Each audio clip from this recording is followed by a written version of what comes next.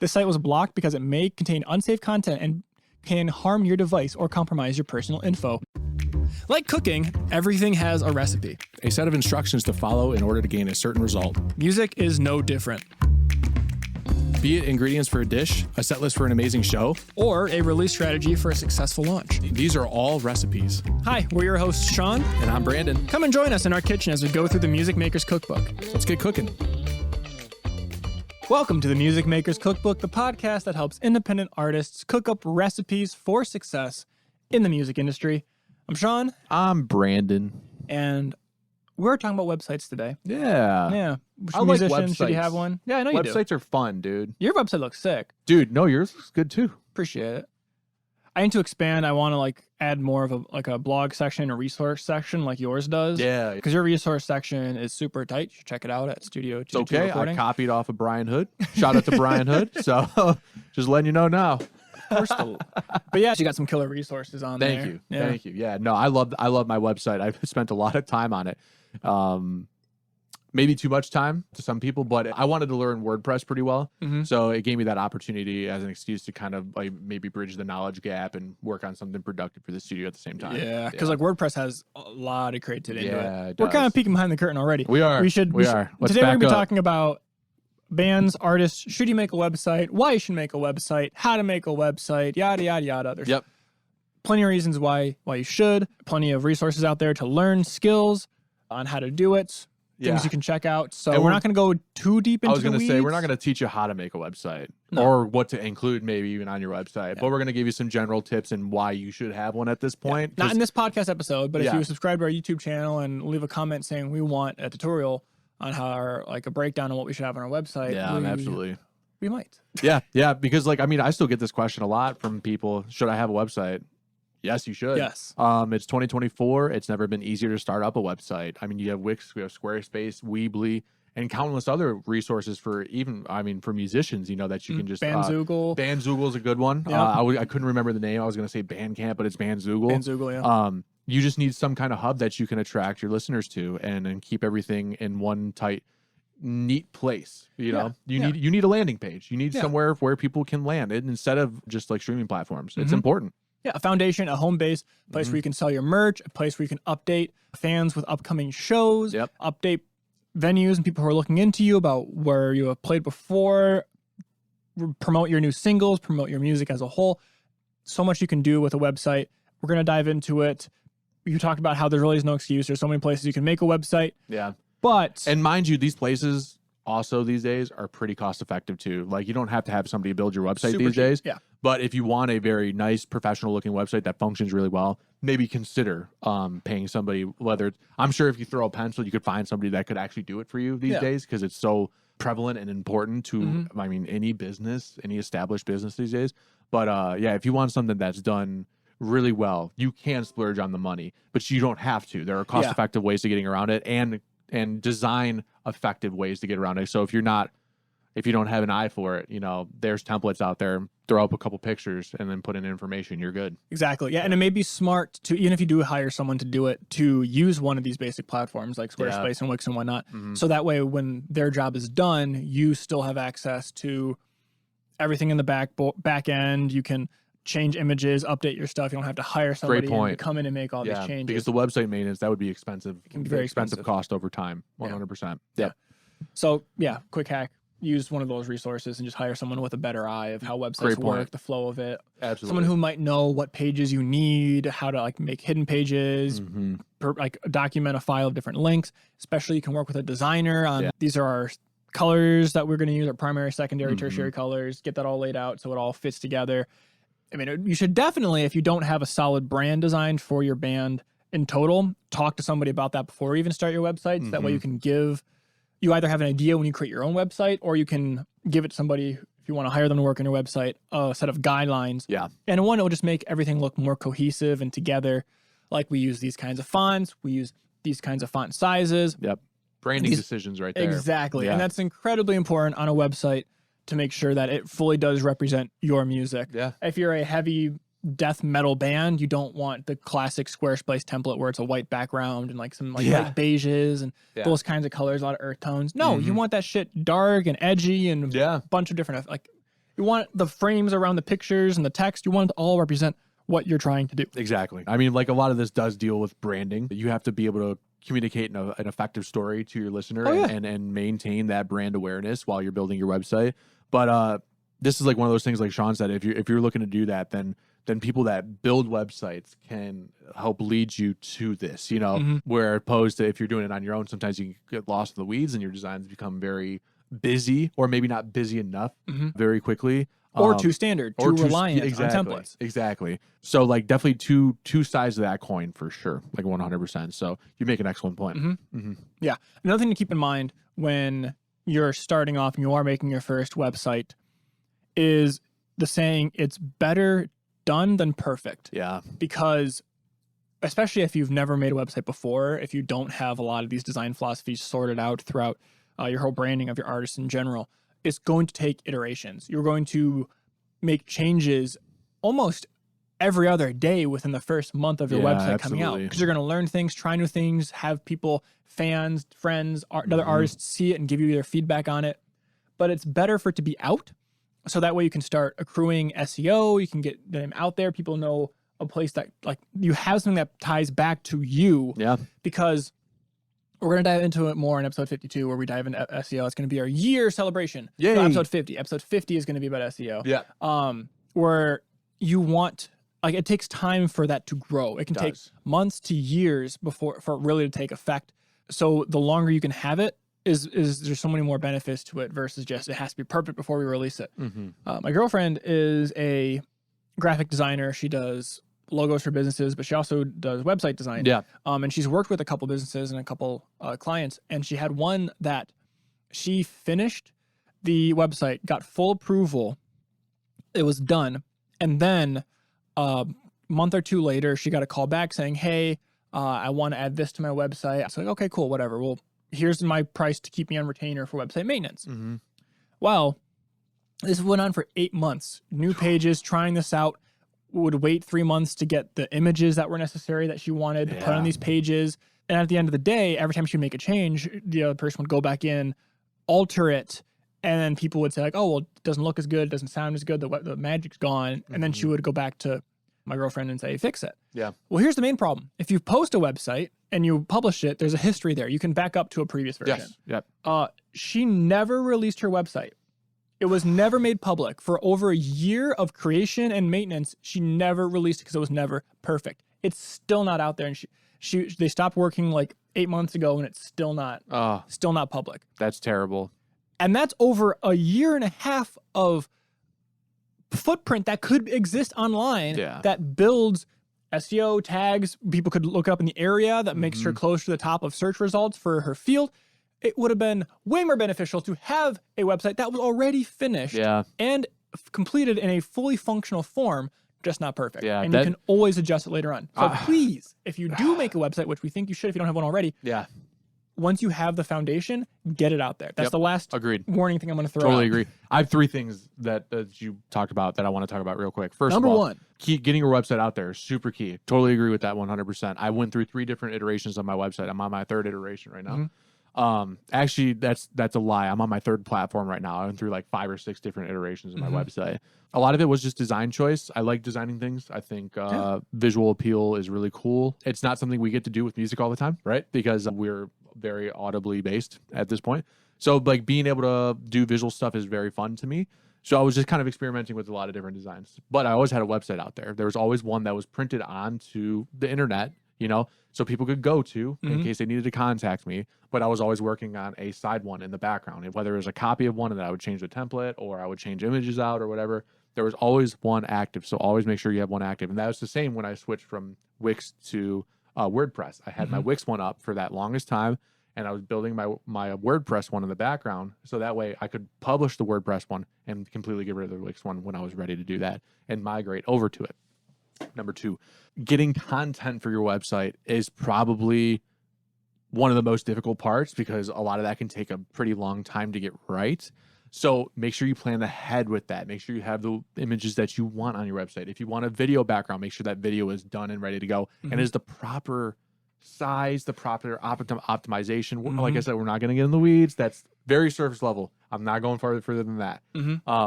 but just make sure you have that content ready to go and publish, because without that content, I mean, your website's not your website. It's just a website at that point. Yeah. You need to brand it all accordingly, like Sean was saying, with the fonts, the colors, and everything, and the images and the video.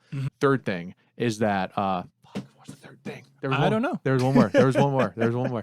Oh, the extent of your website, right? You have to have goals in mind for your website. What is your website going to do for you? What is it going to convey for you? Why are you going to have one? Now, a landing page, right? And I'm using that in the wrong sense of the word, but there's really no better way to say it. Having it as a landing spot for your listener is the most important part. So even if it was just basic text with basic images and stuff, just so where people can connect with you, or you can point people to listen to your music or shows or whatever. Doesn't need to be interactive, doesn't need to be brain tickly fun, right? It just needs to serve a particular function, and particularly be lightweight at that point, right? Yeah. Because, I mean, a lot of people are using their phones these days. Different web browsers require different things. So being lightweight and efficient and optimized for these things is like so goals, right? Yeah. Past the design, right? The design is like the extra feature on top of it, and whatever you do on top of that is, I mean, obviously your discretion, right? So, great website by an artist is Wolfpack. Have you ever been on their website? Yep. It's the most basic thing, and it's awesome, dude. Because, like, first of all, that's great branding. People talk about their websites like we are now. I talked about it in my music business class at U of M, the University of Michigan. We all studied that fucking website, right? And it just goes to show that even something that is meant to be basic, it was obviously designed with that purpose, right? Yeah. Is effective though, right? Yeah. So you just have to find out the best way to do it, and it's super lightweight, by the way. My website is heavy. Yes. And like that is something I've been trying to optimize and meet in the middle with. Like, okay, this design thing has to go, because like it's just the CSS. I'm not going into it. It's just not loading properly on some of these sites, or it's taking too long to load, and that's affecting my SEO. Not going further than that, I promise. I'm not just throwing out buzzwords, but that's something that I've been coming up with, so I wanted to make that Keep point. it stupid simple. Yep, exactly. You just summarized everything that I just said within keep it stupid simple. So there you go. Yeah. What do you need? What is relevant to be put out there? Exactly. And make sure that it just tackles all those and pretty much don't have to do much more than Absolutely. that. You can keep it bare bones. Yep. Speaking of which, what kind of contents should be on necessarily an artist website? Maybe wondering, okay, cool, yeah, whatever, I can get a website going on, but like why and what kind of stuff needs to be there? Yeah. Well, if you are a gigging musician, like you take your music on the road, it's really important that you have your at least a link to it present to your EPK? EPK, yes. So if you're a gigging musician, it's really important that you at least have a link to your EPK on your website, if not the EPK hosted on that website. We have a whole episode about EPKs, so you can check that out. I'll try to put the link in the description, or you can just like Google or search on our page EPKs. But an EPK is an electronic press kit where it tells potential venues or people who want to hire you what you're all about. Has like a quick video of some of your performances, a list of what songs you have coming out, any relevant information if you're doing gigging. But even if you're not, if you're sending it to like a publisher or you're sending it to like a radio station or whatnot, it has all relevant information on there. Yeah. That should be listed on your website. It could be a hidden link. It could be directly tied to it, depending on which route you want to go with. But check out that episode for more information on that. Absolutely. That should be there. Yep. If you have merchandise that you want to sell through your website, even if you use an external source like a Redbubble or Shopify or anything like that, yeah, you can embed it into your website so that way they can just purchase things directly through there, or they can see what you have, and when they click on it, it takes them to a link to your store on an external marketplace, be it wherever you have it manufactured in. Or if you're selling merchandise yourself, like let's say you ordered a bulk of vinyl or CDs or whatnot that you want to sell, you can list them there. And most of these platforms, I think all these platforms at this point have built-in marketplaces. And Squarespace most of them have integrations. all that. Yep, exactly. Yeah, so that's kind of some stuff you could throw in there. Yeah. At the very least, you should have a bio on your music. Yep. Some like a quick breakdown of your songs, what you have released, what you maybe have plans for coming up next. If you want to have fun with your fans and it becomes like a hub, you can create a part of the experience to like give little hints or talk about the music that's coming up in the future. If you have like a Patreon or whatnot, you can make sure it's promoted and people are aware of it on your website. Absolutely. Anything that you're doing should be tied to in some way or talking about in some way on your website. Yeah. Even if it's just like, here are some icons at the bottom of the page that link to the socials, so you can click and follow me. Just that kind of stuff could be there. It's just a basic hub. Yep. I mean, you can think of a website like an airport where you have a bunch of planes coming in, you have a bunch of planes going out, and wherever you send those planes is the destination of where the person needs to go, right? So like if you want to point them to your Spotify, you can do that on your website. If you want to point them to your tour list dates, you can have that on your website, and it's just a click away, right? Really important to have that hub and have that centralized experience for somebody, right? Because if they're a really big fan of you, they're going to want to learn more. And you know, doing the breadcrumb trail of trying to find you is laborious. And some people aren't going to do that, right? Yeah. So that's just not some people's thing. Like time is valuable. So you're trying to save people time, right, in the long run, and trying to get them what they want as fast as possible, to maybe make even a click run decision if they're buying merch or something like that, right?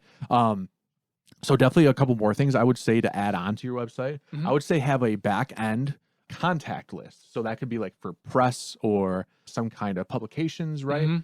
Something that is like kind of like back end that maybe the listener doesn't exactly see, but that you can communicate to people like, hey, you can contact me here if you're interested in doing an interview or some kind of content, right? Yeah. Get a hold of me here, right? That way you can filter between having a contact for your fans, having contact for professional inquiries, right? Another thing I would definitely say is having the tour dates on there, like we were kind of talking about. Have stuff that points to your music. Obviously, you can have music on there. I don't know if I would necessarily. Depends on what platform you're using to host, because some of them, some of them have external links, like they'll embed the Spotify player onto your website, or some of them will host the file directly, in which case you want to, you have to figure out what kind of quality you want to upload, whether you want a high quality wave that's going to affect how fast it loads, things like 100%.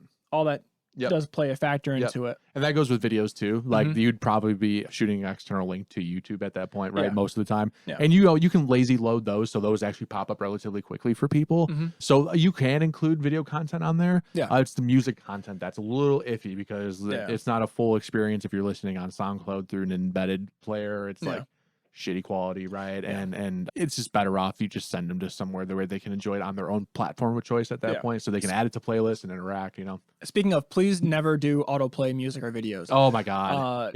Just don't. Please.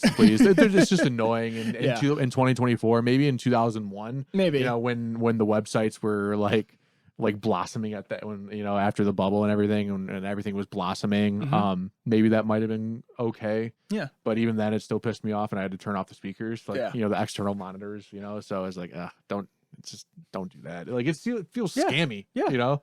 Just to me, I don't know. Good point though. Good point. But also talking about like SEO and like keeping like video and audio on it and whatnot, how you want to do it and how fast it loads. It can be worthwhile to have external pages. You could have a blog section where you have breakdowns, like you post the song lyrics and breakdowns about the song, so fans can dive in deeper and learn more about the meaning behind the song. Great point. Post like behind the scenes photos in it and all that, and really dive deep into the music. You can have it as own separate section, separate from like the main page. If you are doing interviews on podcasts or radio stations or TV shows or whatever it may be, you can have a separate page that links to your appearances that can be useful for people who potentially want to hire you, so they can see how you are, what you're like during your interviews. But also it helps with SEO by validating your website by tying it together with other sources that exist. Be it an external like YouTube page or goes directly to the other platforms.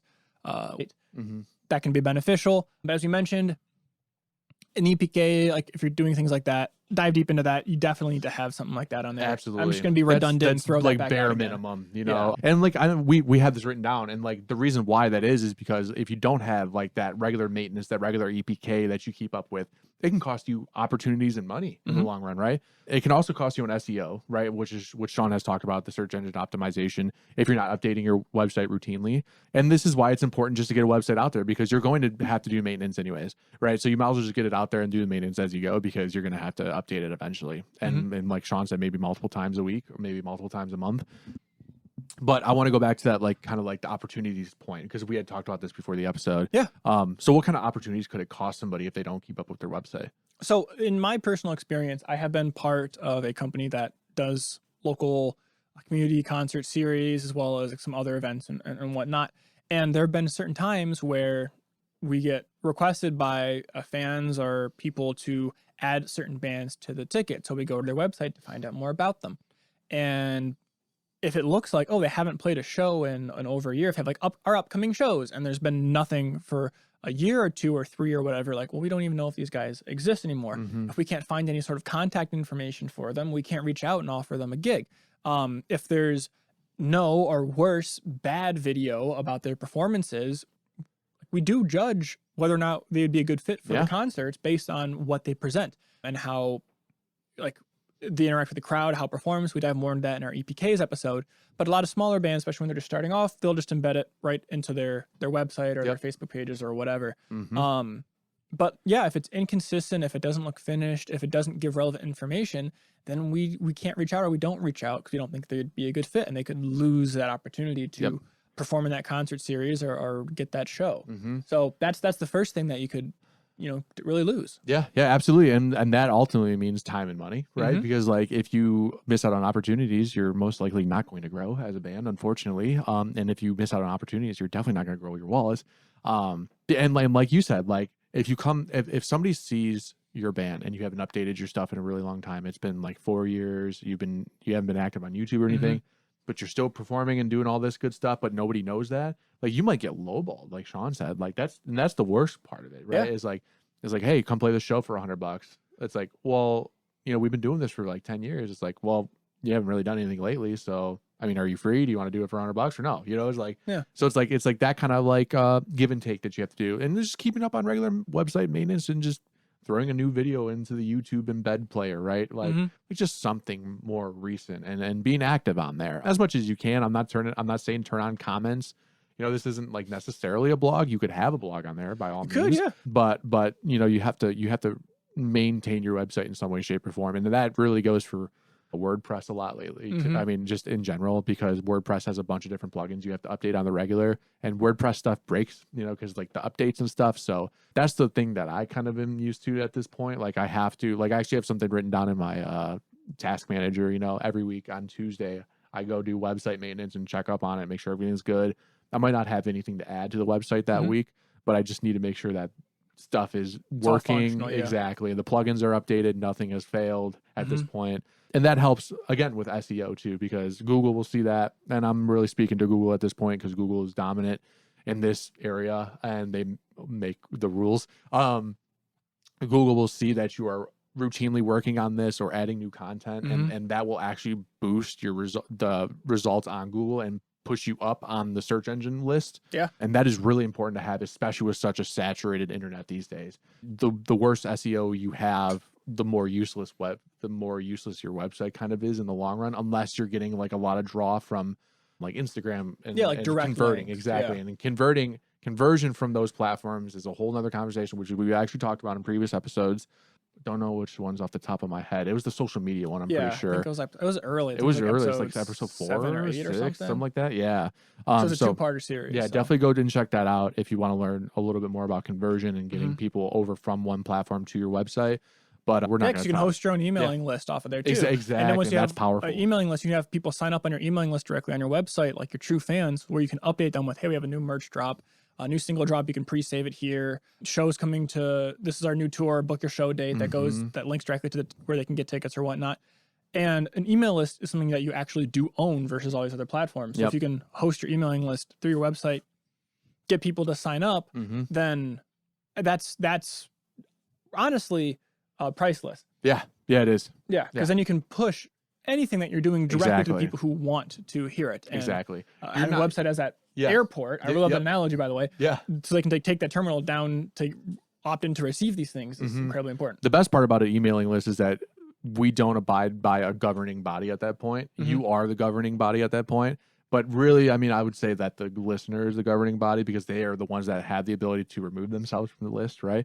But you are not governed by a platform. You are only governed by your listener.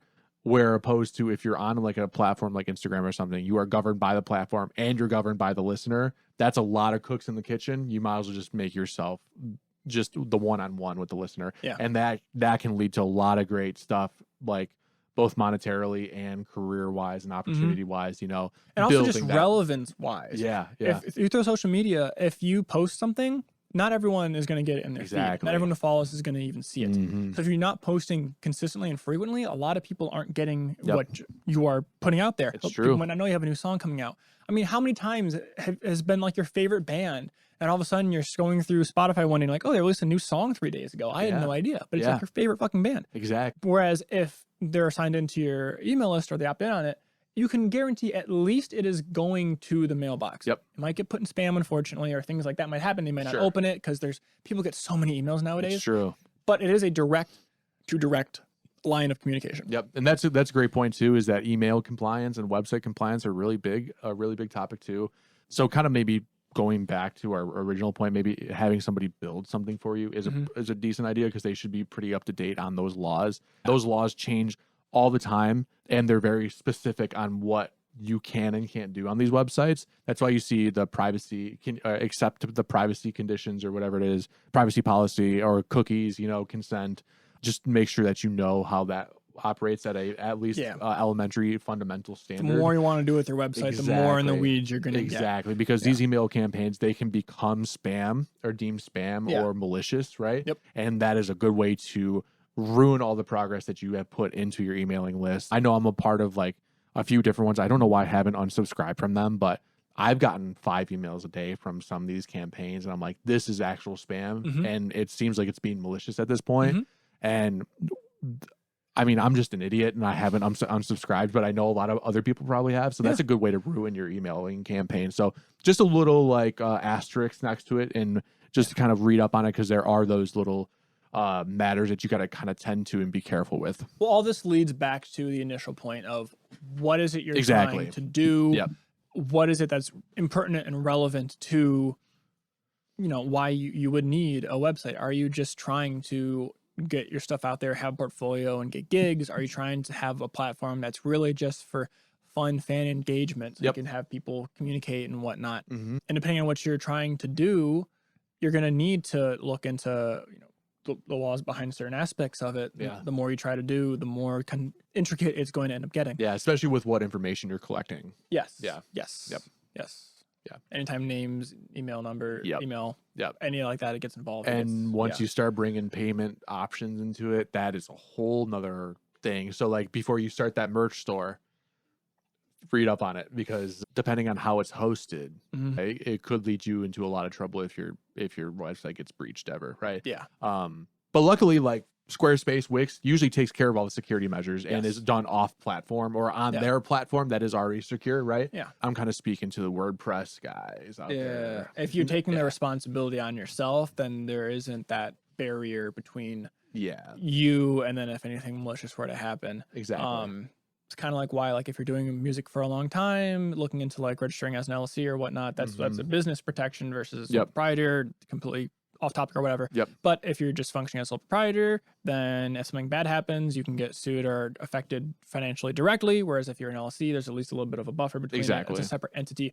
Same thing happens if you're using a merch store or whatnot that offloads it or takes responsibility over keeping track of the information or whatnot. At the very least, now they hold that liability on it. So just more and more to look into. This topic gets really intense. It does. And like I think we're doing a pretty decent job of not going to, like we're going in and then we're pulling back, it's like we could, and it's like, but you need to be aware of it at least. But there are, and it may sound overwhelming at this point, especially as the more we don't go deep into it. But there are benefits, even just having a basic website that says we play these dates, this is our shows, this is what our band's about.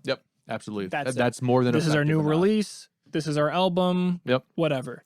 It's what did you do after that is all dependent on what your goals are for the website. You know, there's a bare minimum, and that's where we're kind of just like leaving off today is like, you need to have this certain standard and be aware of these certain things, but we're not going to go super deep into it. We could do a whole website series, I bet, and still not get to every single point. But like we could do a whole website series. And let us know if you want us to. If any of this sounds interesting or like confusing, just give us a comment, message us at podcast@musicmakerscookbook.com or just message us on any of the social platforms and let us know you want a series about and maybe we website creation. And maybe we can find somebody that knows websites really well and then interview them and maybe they can shed a lot of different perspective that we don't know yet, know.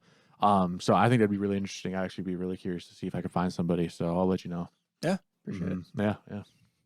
But that's pretty much kind of a brief overview about, websites. Do you need one nowadays? Yes. How hard is it to do? Not that hard. What route do you want to take? What is important information? All the things that you potentially can do, all the benefits of certain things. Now it's just time to kind of sit back, look at it, be like, what do you need? Do you have something? Get it out at the very least. Even if it's just like a Bandzoogle page where you go to the default of like, this is the artist, these are all the links. Yep. These are the songs embedded that go to Spotify or whatever. Absolutely. Something just really basic, or as intense as you want to, where it has some interactive things like our blogs, links to whatever, breakdowns of songs, a subscription list where people can make accounts on your page where they can do one-on-one studio conversations. With the artist once a month or whatever, if they want to be a certain subscription tier or whatever. Like you can go in as a depth as you want. It really just depends on what's important of it to you. But regardless, having that hub, that airport that sends people to different locations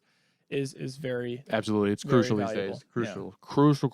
You definitely need to make your presence known on the internet. There's no better way to do it than with a website. Yeah. And if for whatever reason you are afraid of having a website or all that stuff, you just don't want to take that route, at the very least, even just something like a link tree or whatever, a hub that contains all the links that you can embed across places. That's a single place that sends people to multiple other locations.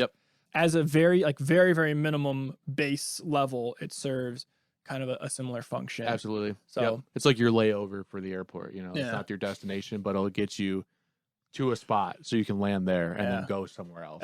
So exactly. Yeah, there are different things that you can do to kind of lead people to where they need to go or where you want them to go. It's just important that you do that. Just get a website. Start now. Like right after this episode, go do it. I mean, maybe not if you're driving. If you're driving, shout out to you. Shout out to the drivers today. Yeah, thanks for making us part of your driving ritual. That was totally random, but I listen to podcasts when I drive. I do too. Yeah, that's pretty much the only free time I got. Everyone's always like, okay, grab a notebook. I'm like, all right, well, I have my hands on the steering wheel, so. Yeah, no, not doing that. Yep. I prefer not crashing. Yeah, no thank you. No thank you. I'll just look at my phone and drink. No, just kidding. That's terrible. Okay. All right. It was totally a joke. Yes, it was. It was totally a joke. Cut that out. Nope. Yeah, I'll cut that out. Maybe. We'll find out. I know. I can't. Who knows what mindset I'll be in when I'm editing this. That's fair. That's a different day. That's a different Sean. Different mindset. You never know. You never know. How silly is Sean feeling that day? Wacky. Wacky tobacco. Wacky tobacco. That is street name for Windows. Sean, is that all you're feeling for this episode? That's all I'm feeling for this episode. All right, I'm all chefed out. Yeah, we've been cooking. Yeah, me too. We've been cooking and collaborating. So all that being said, here are some ingredients for you to start cooking around with. Have fun doing that. Yeah. Yada, yada. But where can they find you if they want more ingredients or more information? Nope, beat you to it. So where can they find you, Brandon, if they want to work with you or need more? If you want to work with me, that'd be awesome. You can find me at studio222recording.com, or you can go to Instagram, Facebook, TikTok, not Twitter though, and find me at Brandon McLeod, @ Brandon McLeod. That's my personal. Or you can find me at Studio222Recording on any platform, really. Reach out to me, say hey if you want to work together. Awesome. I'm definitely down to work and hear your music and provide whatever value I can to you. So please reach out. Sean, what about you? Yeah, real quick, I just want to say, go there and get some Brandon goodness. He's got a lot of really cool stuff. Definitely check out his resource page. He's got some really good resources there, especially for preparing to go into the studio. He's got a really awesome breakdown of making sure that you're totally good to go before you go into the studio. Thank you very much. Yeah. Studio222recording.com/resources. That's where you can find that. Yep. And if you want to contact me or work with me, you can go to swsrecordings.com. I do folk, rock, and acoustic mixing and mastering, remote and in person. I also do one-on-one artist development. So if you want more of a personal coaching through basically what we talk about on this podcast, that tackles specifically your needs, builds out a release plan, a game plan, make sure we tackle the right resources, put together SMART goals, yada, yada, yada. If you want more in-depth one-on-one personal coaching, you can reach out to me on there. Otherwise, I have a personal music project called Painfully Glad, where I'm going to be implementing kind of the basic ideas of everything we talk about on this podcast. So you can kind of look at it for a reference of what these ingredients, what these recipes look like in action. It's going to start off slow as I go through it and build it up over time, but definitely check it out, follow along, and let me know if you like the music. Absolutely. Yeah. But on top of that, if you want to reach out to both of us at the same time, 2 for the price of 1, you can contact us at podcast@musicmakerscookbook.com, where you can let us know what topics you'd like us to cover in future episodes. If you have any guests you think we could interview that would be helpful, definitely let us know there. We're on all social media platforms, TikTok, Instagram, Facebook, YouTube, and anywhere you want to listen to the podcast, you can reach out and let us know your thoughts and what kind of issues you're combating with and what your solutions are to these issues. Yeah, we're all about solutions. Yeah. Yeah. So what your recipes are in this music industry. Absolutely. Yeah. With that all being said, please, we'd be remiss if we didn't say like, comment, share, all that stuff, whatever platform you're listening to this on. Please give this to another independent artist that you think could benefit from listening to this podcast, because the goal is to just have all of us make a living in this industry. And we can't keep doing this unless it continues to grow. Exactly. And we get more people involved in this, and we just want to help this whole system happen. That's right. Word vomit. Blech. That's okay. I mean, I think the message is good because it's true. We just want to be able to do what we love for as long as we can do it, all of us together. Yep. And that the way that we do that is by collaborating. Like last episode. Yeah. Oh man, this is, I think a quarter of this episode is the outro. I think so. This is probably one of our shortest ones, except for the solo one that I did. Yeah. That one time. Yep. Which never again, Brandon, never again. It was traumatic for me. Are you sure? No. I thought you said you liked it. I didn't mind it. You were like, it's so much better. The podcast is so much better without Those you, words Brandon. never left my mouth. I heard it. No, you did not. Yes, I did. No, you did not. Somebody did an AI voiceover of me then, and then made you hear it. Oh, no. It wasn't for me. I saw you in person. Unless you were a robot. No. Robot Sean. That being said, from our kitchen to yours, thank you for cooking with us. Bonappetit.com. Don't go there. I don't know what kind of website it is. I'm going to look it up. It is a suspicious site and it is currently blocked. Don't go there. Do not go to bonappetit.com. This site was blocked because it may contain unsafe content and can harm your device or compromise your personal info. Do not go. Do not go to that website. Ignore this last section. Yeah, Bon Appetit.